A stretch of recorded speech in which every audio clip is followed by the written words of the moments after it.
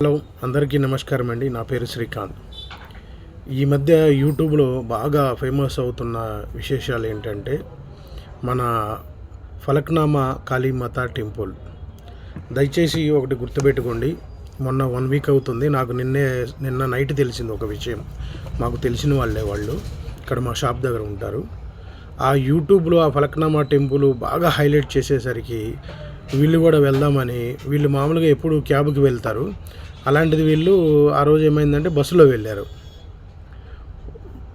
బస్సులో కరెక్ట్గా ఫలక్నామా స్టేషన్లో దిగుతారు ఇంకొక 10 మినిట్స్లో అనగా వేరే వాళ్ళు వీళ్ళ మొబైల్ కొట్టేశారు. ఈ ఫలక్నామాలో ఈ బ్యాచ్ ఎక్కువ ఉంటారనమాట. గొలుసులు కొట్టేసేవాళ్ళు, పర్సులు కొట్టేసేవాళ్ళు, మొబైల్స్ కొట్టేసేవాళ్ళు. ఆమెకు ఆల్రెడీ అనిపించింది మొబైల్ తీసింది ఈమె అని. అయితే వేరే వాళ్ళ దగ్గర మొబైల్ తీసుకొని, మమ్మీ మొబైల్ చూడండి అని చెప్పి అందరూ వెతుకుతున్నారు. వేరే వాళ్ళ దగ్గర మొబైల్ తీసుకొని రింగ్ చేస్తే రింగ్ అవుతుంది. వీళ్ళ బ్యాచ్లో పక్కన ఇంకొకళ్ళు ఉండి, మేడం ఆ కింద రింగ్ అవుతుంది చూడండి అని చెప్పి వీళ్ళు కిందకి వంగి చూసేలోపు వీళ్ళు వంగుతున్నప్పుడే సడన్గా ఆర్టీసీ డ్రైవర్ బస్సు ఆపటం, వీళ్ళు బస్సు దిగి వెళ్ళిపోవటం, ఇదంతా ఒక నిమిషాల పరిధిలో జరిగిపోయింది. సరే అని చెప్పి వీళ్ళు ఏం చేశారంటే అక్కడ బస్సు దిగి పోలీస్ స్టేషన్కి వెళ్ళారు, ఫలక్నామా పోలీస్ స్టేషన్కి. వీళ్ళు అక్కడి నుంచి పోలీస్ స్టేషన్కి వెళ్ళే లోపు వీళ్ళ మొబైల్ హ్యాక్ అయింది. వీళ్ళ మొబైల్లో వీళ్ళ అకౌంట్స్లో ఉన్న డబ్బులు 1,20,000 డబ్బులు, ఆ డబ్బులు కూడా మొత్తం వెళ్ళిపోయినాయి ఇమ్మీడియట్లీగా. ఇదంతా ఏంటంటే ఒక సెకండ్స్ వ్యవధిలో జరిగిపోయింది. పోలీసు వాళ్ళకి కంప్లైంట్ ఇచ్చారు. తర్వాత మీ బ్యాంకు మెసేజ్ చూసుకున్నారు. ఆ రోజు బ్యాంకు హాలిడే, వీళ్ళు అకౌంట్ బ్లాక్ చేద్దామంటే చేయలేకపోయారు. తర్వాత పోలీసు వాళ్ళకి ఇంత అమౌంట్ పోయిందని చెప్పి బ్యాంక్ స్టేట్మెంటు మొత్తం వాళ్ళు ఏమేమి అడిగారు అవన్నీ తీసుకెళ్ళి ఇస్తే ఈ కేసు ఇక్కడికి రాదమ్మా అని చెప్పి మళ్ళీ జిడిమిట్లకి ట్రాన్స్ఫర్ చేశారు. ఈరోజే ట్రాన్స్ఫర్ అయింది అది. ఇప్పుడు వెళ్తారు వాళ్ళు ఎఫ్ఐఆర్ కాపీ తీసుకోరానికి. అయితే ఈ ఫలక్నామా కాళీమాత టెంపుల్ని ఇట్లా చాలా అసలు ఎంత యూట్యూబ్ ద్వారా ఎంత హైలైట్ చేశారంటే ఫ్రెండ్స్, దయచేసి ఒకటి గుర్తుపెట్టుకోండి. అమ్మవారు ఎవరికైనా అమ్మవారే, మనం అలా మాట్లాడకూడదు. కానీ ఏంటంటే అక్కడ అమ్మవారు స్వయంగా వెలిసిన అమ్మవారు కాదు, వీళ్ళు ప్రతిష్ఠించిన అమ్మవారు. వీళ్ళ లాభపడటానికి, వీళ్ళు డబ్బులు సంపాదించుకోవడానికి ఒక యూట్యూబ్ ఛానల్స్ని అడ్డు పెట్టుకొని భయంకరంగా యూట్యూబ్లో హైలైట్ చేసి అక్కడ ఆల్మోస్ట్ మీరు ఎప్పుడైనా సరే ఎంక్వైరీ చేసుకోండి, 99% గొలుసులు కానీ మొబైల్స్ కానీ పోగొట్టుకున్న వాళ్ళు ఉంటారు. అక్కడ గుడి దగ్గర కూడా అనౌన్స్మెంట్ చేస్తారు, దొంగలు ఉన్నారు జాగ్రత్త అని. కానీ ఆ ఫలక్నామా బ్యాచ్ మొత్తం ఒకటే.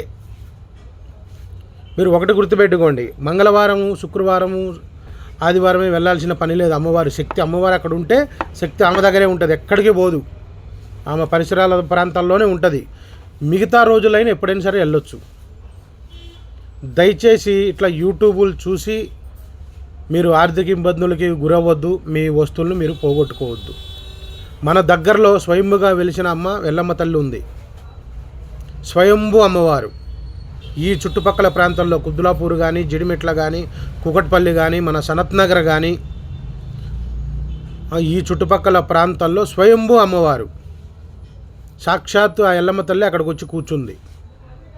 అంతేగాని మీరు యూట్యూబులు చూసి భయంకరంగా జనాలు ఎక్కడెక్కడికో ఎగబడి మీరు అట్లా వెళ్ళి మీ వస్తువులు పారేసుకొని మీరు ఏదో పోగొట్టుకొని ఇలాంటి దారుణాలకు ఒడి కావద్దు. ఒకటే గుర్తుపెట్టుకోండి, సాక్షాత్తు లక్ష్మీ నరసింహస్వామి యాదగిరిగుట్లో ఉన్నాడు. సాక్షాత్తు 5,000 సంవత్సరాల క్రితం వెలిసిన స్వయంభూ కాళీమాత, వరంగల్ భద్రకాళీమాత, 5,000 సంవత్సరాలు. అసలు ఆ చరిత్ర చదివితే ఒళ్ళు గగ్గురు పుడుస్తుంది. అమ్మవారు 5,000 సంవత్సరాల క్రితమే ఉన్నదామా. సాక్షాత్తు వెంకటేశ్వర స్వామి చిలుకూరు. యూట్యూబ్ ఛానల్స్లో చూసి మీరు ఇట్లా నమ్మి మోసపోకండి దయచేసి. ఎందుకంటే ఈ కరోనా తర్వాత యూట్యూబ్స్ ఎక్కువయ్యి ఎంత మరీ దారుణమైన విషయాలను కూడా అసలు సుమన్ టీవీ అయితే మరీ దారుణంగా తీస్తుంది. ఒక్కసారి సుమన్ టీవీలో అడ్వర్టైజ్మెంట్ మనం ఇవ్వాలంటే వాళ్ళకి ₹1,00,000 3 times తీసుకుంటారు అదే వీడియో. గుర్తుపెట్టుకోండి, స్వయంభూ అమ్మవారు ఎవరైతే ఉన్నారో అక్కడికి వెళ్ళండి, తప్పు లేదు.